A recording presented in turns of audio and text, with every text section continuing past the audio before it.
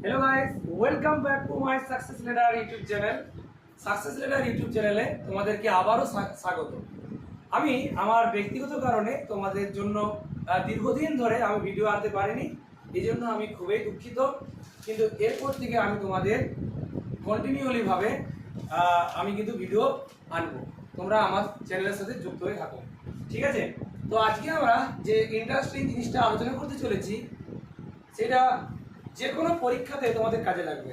হতে পারে তোমরা যদি 8-এ পড়ো তা চলবে, 9, 10, 11, 12, এমনকি তোমরা যদি চাকরির লেভেলে দাও সেইখানেও কিন্তু এটা কাজে লাগে। তো কি টপিকটা না, সেই টপিকটা হচ্ছে ভয়েস চেঞ্জ, ঠিক আছে? ভয়েস চেঞ্জ দেখো, তো ভয়েস চেঞ্জ আমাদের স্টার্ট করার আগে আমরা একটু বলে নিই যে ভয়েস জিনিসটা কি।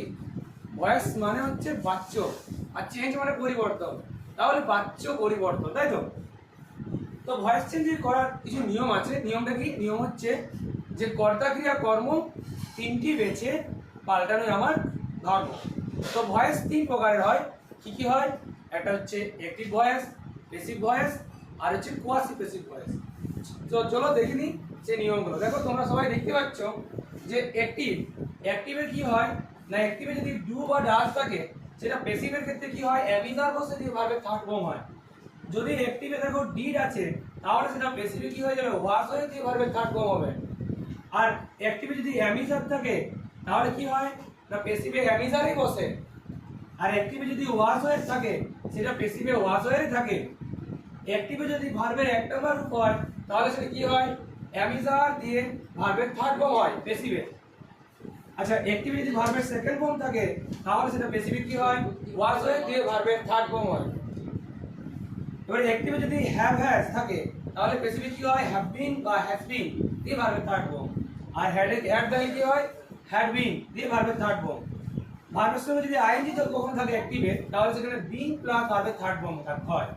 আর যদি কখনো দেখো যে অ্যাক্টিভ ভয়েসে কি বলে মডাল ভার্ব থাকে তাহলে সেটা প্যাসিভ ভয়েসে কি হয়, মডাল প্লাস বি প্লাস ভার্বের থার্ড ফর্ম হয়। চলো দেখে নিই কিভাবে আমরা এগুলো করতে পারি। দেখো একটা দেখছি, আমি একটা লিখলাম যে I like you, I like you, আমি তোমাকে পছন্দ করি।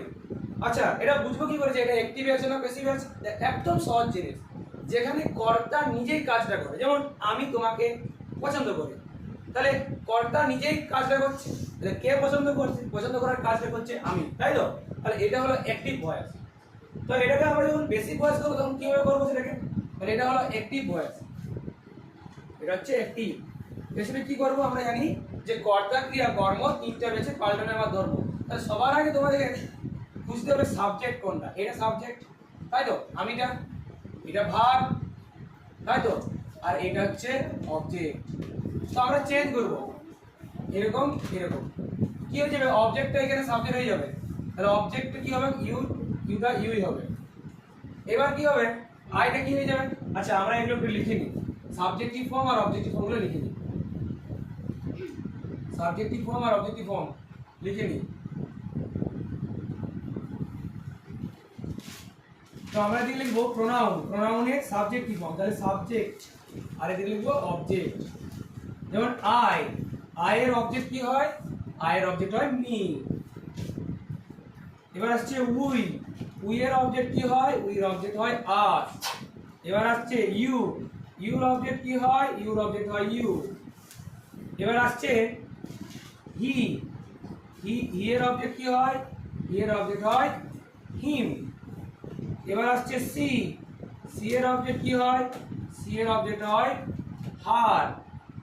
এবার আসছে ইট এর অবজেক্ট কি হয়, ইট এর অবজেক্ট হয় ইটে। এবার আসছে দে এর অবজেক্ট হয় দেম।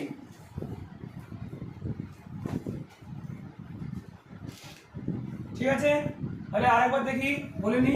আই এর অবজেক্ট কি হয়, মি। উই এর অবজেক্ট কি হয়, আস। ইউর অবজেক্ট কি হয়, ইউ। হি এর অবজেক্ট হয় হিম। সি এর অবজেক্ট হয় হার।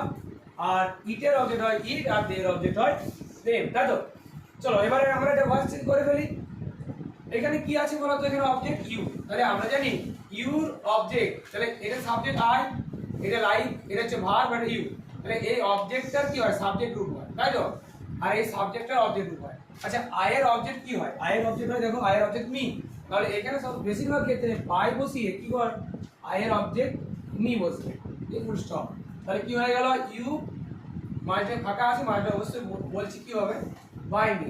আচ্ছা এইখানে এবার দেখো এই যে লাইক, লাইকটা হচ্ছে ভার্ব, আর লাইকের আমরা জানি যে ভার্বের এক নাম্বার রূপ, তাই তো? লাইক হচ্ছে ভার্বের এক নাম্বার রূপ। আর ভার্বের এক নাম্বার রূপে আমরা নিয়মে কি লিখলাম এখানে, যে ভার্বের এক নাম্বার রূপ তাহলে কি হয়, যদি অ্যাক্টিভে ভার্বের এক নাম্বার রূপ হয় তখন সেটা প্যাসিভ করার সময় কি হয় না, am is are দিয়ে ভার্বের থার্ড ফর্ম। তোমরা এর আগে দেখো আমি লিখেছিলাম, তোমরা হয়তো লিখেছো খাতাতে। তাহলে কি হয়, ভার্বের এক নাম্বার রূপ তাহলে কি হয়, am is are দিয়ে ভার্বের থার্ড ফর্ম হয়। আচ্ছা এবার বলো যে ইউ এর পরে তোমাদের কি মনে হয়, যে ইউ এর পরে am বসবে, is বসবে না আর বসবে? না, ইউ পরে আর বসবে, তাই তো? তাহলে ইউ আর দিয়ে কি হয়, ভার্বের থার্ড ফর্ম। এখানে ভার্ব এটা, লাইকের থার্ড ফর্ম কি হয়, লাইকের থার্ড ফর্ম হয় লাইক। তাহলে হয়ে গেল you are liked by me. চলো দেখি এবারে অন্য একটা করে ফেলি।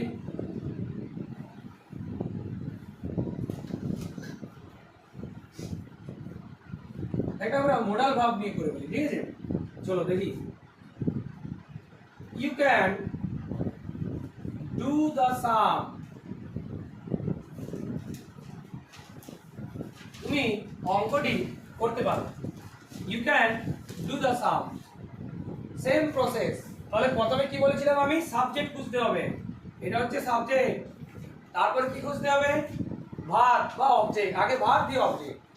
তাহলে আমরা আগে অবজেক্টে খুঁজে নিই। অবজেক্ট দেখো, অবজেক্ট আমি কি বলেছিলাম, যে অবজেক্ট খোঁজার নিয়ম হচ্ছে কি বা কাকে দিয়ে প্রশ্ন করতে হয় বাংলাতে, ঠিক আছে? বাংলায় কি বা কাকে দিয়ে প্রশ্ন করতে হয়। তুমি কি করতে পারো, উত্তর আসছে অঙ্কটি করতে পারো। আবার আমরা যদি ইংরেজি বাক্যে বলি, যে ইংরেজি বাক্য কিভাবে চিনবো, কারণ সবসময় তো তোমাদের প্রতিটা ওয়ার্ডের মানে জানা সম্ভব নয়। তাহলে সেটা কি করে বুঝবো, মনে রাখবে যে অবজেক্ট সবসময় কি হয়, হয় নাউন না হয় প্রোনাউন হবে, নাউন না হয় প্রোনাউন হবে। আচ্ছা দেখো প্রথমে ইউ, এটা সাবজেক্ট, এটা সবাই জানো। তাহলে অবজেক্ট কোনটা, দা সাম, কারণ কি সাম মানে অঙ্ক, তাহলে অঙ্ক একটা নাম বোঝাচ্ছে, আর এটা কি, এটা হচ্ছে অবজেক্ট। হয়ে গেল।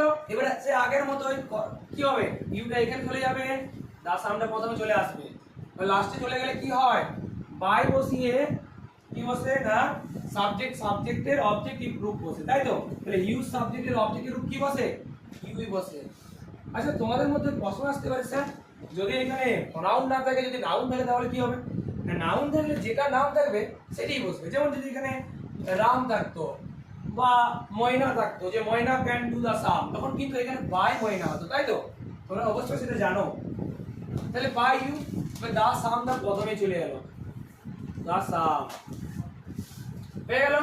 এবার কি হবে, এই যে ক্যান আছে, আমরা জানি মোডাল ভার্ব থাকলে কি হয়, আমরা দেখো তোমাদের নিয়মে লিখিয়েছি যে মোডাল ভার্ব থাকলে মোডাল ভার্বটি বসবে, যে বি বসিয়ে ভার্বের থার্ড ফর্ম, তাই তো? তাহলে মোডাল ভার্বটা বসাই প্রথমে, এখানে কি বসবে বলো তো, ক্যান। তাহলে দা সাম ক্যান।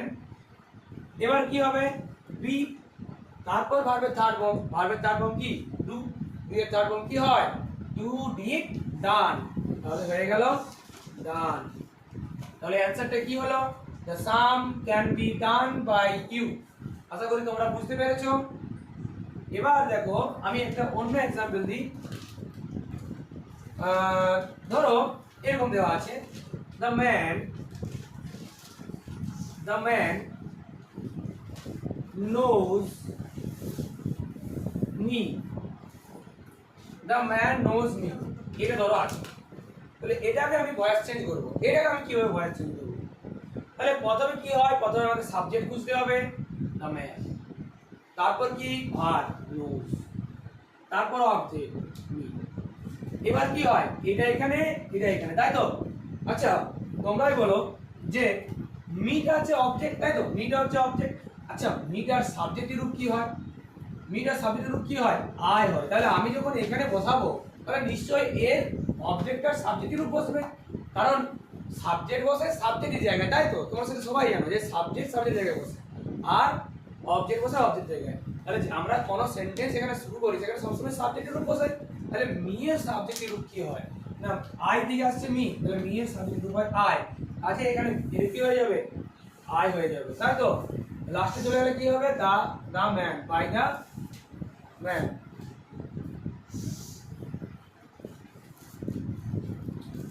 এতটা আশা করি ক্লিয়ার, এতটা আশা করি তোমরা সবাই বুঝতে পেরেছো। তারপর এখানে আছে নোজ, নো হচ্ছে ভার্বের 1 নাম্বার রূপ, তাই তো। নো হচ্ছে ভার্বের 1 নাম্বার রূপ, মানে কি মানুষটি আমাকে চেনে বা জানে, তাহলে মানুষটি আমাকে চেনে, চেনা বা জানাটা ভাব, এটা ভার্বের 1 নাম্বার রূপ নোজ। তাহলে ভার্বের 1 নাম্বার রূপের নিয়মটা কি বলেছিলাম আমি, যে অ্যামিজার বসিয়ে ভার্বের থার্ড ফর্ম বসাতে হয় ভার্বের 1 নাম্বার রূপ থাকলে। তাহলে আই এর পরে কি বসে, এম বসে, তাই তো। আই এম, নো এর থার্ড ফর্ম কি হয়, নো নয়। আচ্ছা একটা জিনিস লক্ষ্য করো তোমরা, আমি কিন্তু এখানে বাই লিখেছি, তাই তো, কিন্তু একটা জিনিস মনে রাখবে যে নো এর থার্ড ফর্ম মানে নোন, নোনের পর কিন্তু কখনোই বাই বসে না, কি বসে, টু বসে। তাই আমরা এটা কি করব, টু দা ম্যান করব, ঠিক আছে। তাহলে অ্যানসারটা কি হয়ে যাবে, I am known to the man, ঠিক আছে।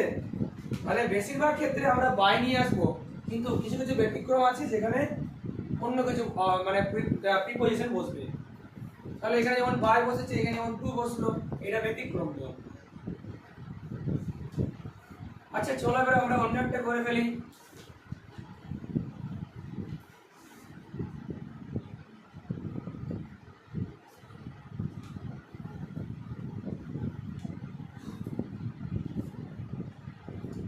He gave me a book. He gave me a book. সে আমাকে একটা বই দিয়েছিল। He gave me a book. সে আমাকে একটা বই দিয়েছিল। আচ্ছা এইটাকে আমরা কিভাবে করব, তাহলে প্রথমে আমাদের কি কাজ, সাবজেক্ট খুঁজে, তাই তো। কর্তা ক্রিয়া কর্ম তিনটি বেছে পাল্টানোই আমার ধর্ম। তাহলে প্রথমে সাবজেক্ট চলে এলো, এবার কি খুঁজতে হবে, ভার, এই তো ভার পেয়ে গেছি। এবার কি আছে, অবজেক্ট, তাহলে অবজেক্ট, অবজেক্ট কোথায়, এখানে অবজেক্ট দেখো, লক্ষ্য করো এই যে মি, মিটা কোথা থেকে আসছে, আই থেকে আসছে না মি, তার মানেটা কি, মানে মিটা হচ্ছে অবজেক্ট, তাই তো। তাহলে এটা হয়ে গেল অবজেক্ট, তাহলে আমরা পেয়ে গেছি সাবজেক্ট ভার্ব অবজেক্ট আমরা পেয়ে গেছি। তাহলে এবার অ্যানসার করে ফেলি। তাহলে অ্যানসার কি হবে, এই যে মি, মিটা অবজেক্ট রূপ, কিন্তু যখন আমি প্রথমে বসাবো আমাদের জন্য কি জানি কি হয়, চেঞ্জ হয়, তাই তো। তাহলে মিটা প্রথমে বসলে কি হয়ে যাবে, মি এর সাবজেক্টের রূপ বসবে, তাহলে মিটা আসছে কোথা থেকে, আই থেকে, তাহলে হয়ে গেল আই, আর এই লাস্টে চলে গেল হিটা, তাহলে হয়ে যাবে বাই। দিয়ে পরে কি বসাবো, হি এর অবজেক্টিভ রূপ, হি এর অবজেক্টিভ রূপ কি হয়, হিম হয়, আর এখানে হিম বসে গেল, কি হলো আই, লাস্টে চলে গেল বাই। এবার দেখো লক্ষ্য করো ভালো করে, এই যে ভার্বটা আছে গেভ, এটাকে কি করব, তো গিভ মানে গিভের সেকেন্ড ফর্ম হয় গেভ, তাই তো। তার মানে এটা ভার্বের সেকেন্ড ফর্ম আছে, ভি2 আছে, আর ভি2 থাকলে কি হয়, ওয়াজ এর বসিয়ে ভার্বের থার্ড ফর্ম হয়। তাহলে আই এর পর যেহেতু ওয়াজ বসে, তাই আই ওয়াজ, গিভের third form give, gave, given, তাহলে হয়ে গেল আই ওয়াজ গিভেন।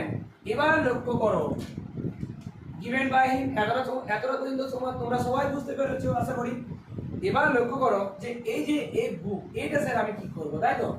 এই যে বাড়তি অংশটা, এবার তোমরা যখন ভয়েস চেঞ্জ করবে তোমরা কিন্তু একটা জিনিস সবসময় মাথায় রাখবে, যে প্রথমে তোমাদেরকে সাবজেক্ট বুঝতে হবে, দিয়ে ভার্ব বুঝতে হবে, দিয়ে অবজেক্ট বুঝতে হবে, এই তিনটা জিনিস খুঁজে, এই তিনটা জিনিস হলে হয়ে গেল।